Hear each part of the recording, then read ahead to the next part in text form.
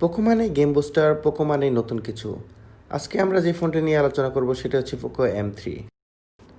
ফোনটির ব্যাকপার্ট পুরোপুরি দেখতে OnePlus 8T সাইবারপ্রাঙ্ক ভার্সন, কিন্তু দেখতে ততটা প্রিমিয়াম না, তবে প্রাইস অনুসারে ঠিকঠাক। ফোনটির বক্স ওপেন করে প্রথমে যেটি পাবেন একটি ট্রান্সপারেন্ট কাভার, একটি সিম ইজেক্টর পিন আর কিছু গাইডলাইন বুক। আমরা যেই ফোনটি আনবক্সিং করতেছি সেটা হচ্ছে ইয়েলো কালার।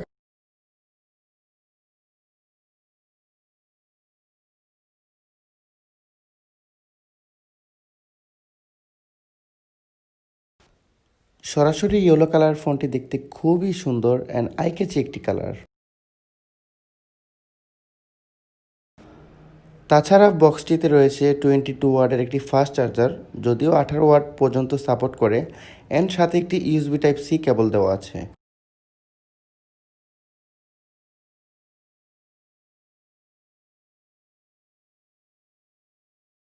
ফোনটির back part plastic build with texture design, and নিচে দেওয়া আছে USB type C port, noise cancelling sensor and speaker. ফোনটি গ্রিপ করতে খুব কমফোর্টেবল লাগে ব্যাক ডিজাইনের জন্য, and black colour yellow colour কম্বিনেশনটা খুব সুন্দর লেগেছে আমার কাছে।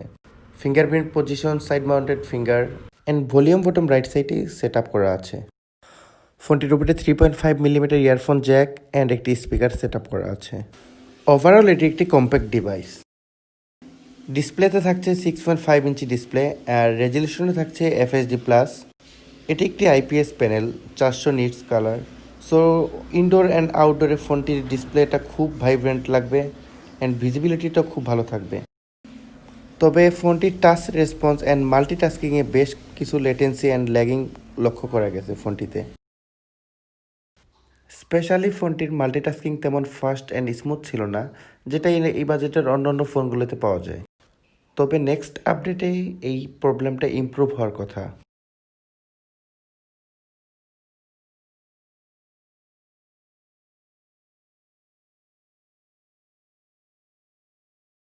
ফোনটির চিপসেট হিসেবে থাকছে স্ন্যাপড্রাগন 662। এটি একটি অক্টাকোর প্রসেসর, যার 4টা core 2.0 GHz Cairo 260 gold and বাকি 4টা 1.8 GHz কাইরো 260 সিলভার। এটি 11 ন্যানোমিটার বেস অ্যান্ড জিপিইউ হিসেবে থাকছে Adreno 610। ফোনটিতে ট্রিপল ক্যামেরা সেট আপ করা আছে। প্রাইমারিতে থাকছে 48 মেগাপিক্সেল অ্যাপাচার 1.8, সাথে 2 মেগাপিক্সেলের একটি ডেপথ সেন্সর অ্যান্ড 2 মেগাপিক্সেলের একটি ম্যাক্রো লেন্স ইউজ করা আছে। তবে থাকছে না কোনো আলট্রা ওয়াইড সেন্সর। ফোনটি ডাইনামিক রেঞ্জে খুব ভালো ছবি তুলতে পারে, তবে HDR অন করে রাখলে অথবা AI অন করে রাখলে ফোনটির ক্যামেরাটা একটু স্লো হয়ে যায়। তাছাড়া নাইট মোডের ছবিগুলোতেও অনেক ভালো ডিটেলস পাওয়া গেছে। যেহেতু ফোনটিতে অ্যাপাচার কন্ট্রোল করা যায়, সো লো লাইটে গিয়ে অ্যাপাচার কম করে রাখলে খুব ভালো ছবি তোলা যায়। ফোনটির রেয়ারে ভিডিও করা যায় ম্যাক্সিমাম 1080p উইথ 30 FPS। তো ভিডিওর স্টেবিলিটি খুব ভালো ছিল, স্টেবল একটা ভিডিও করা যায় ব্যাক ক্যামেরা থেকে।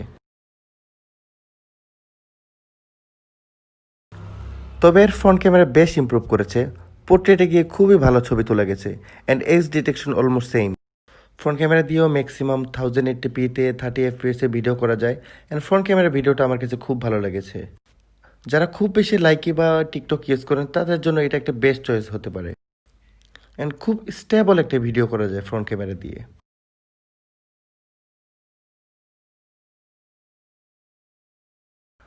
আউট অফ দ্য বক্স ফোনটি রান করছে Android 10 অ্যান্ড কাস্টমাইজ হিসেবে থাকছে MIUI 12।